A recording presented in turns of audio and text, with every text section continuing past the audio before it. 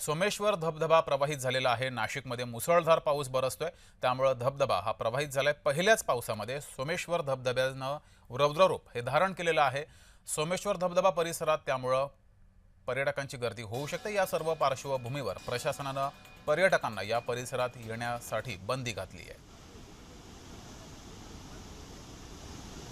अधिक माहिती घेऊया, आपले प्रतिनिधी किरण गोठूर आपल्या सोबत जोडलेले। किरण, नाशिकमध्ये मुसळधार पाऊस बरसतोय, धबधबा प्रवाहित झालेला आहे, मात्र प्रशासनाचं लक्ष आहे सर्व पर्यटन स्थळांवरती।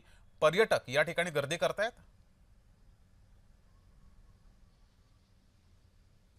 जगदीश, सकाळपासूनच नाशिकमध्ये मुसळधार पाऊस जे आहे ते सुरू झालेला होता, पण दुपारनंतर पावसाचा जोर जे आहे तो ओसरल्याचा आपल्याला बघायला मिळतोय। पण अजूनही रात्रीच्या सुमारास पाऊस होईल अशा पद्धतीचा अंदाज प्रशासनाचा आहे आणि त्यामुळे पुरेपूर खबरदारी आहे जे प्रशासनाच्या वतीने घेण्यात आलेली आहे।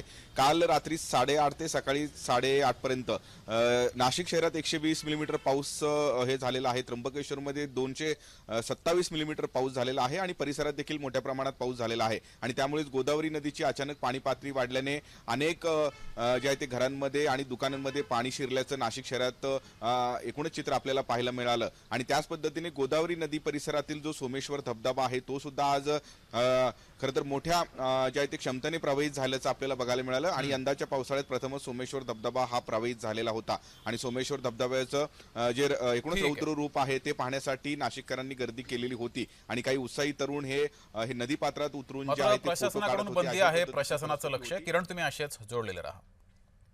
तर महाराष्ट्रासाठी दिलासादायक बातमी आहे। नर्मदेतून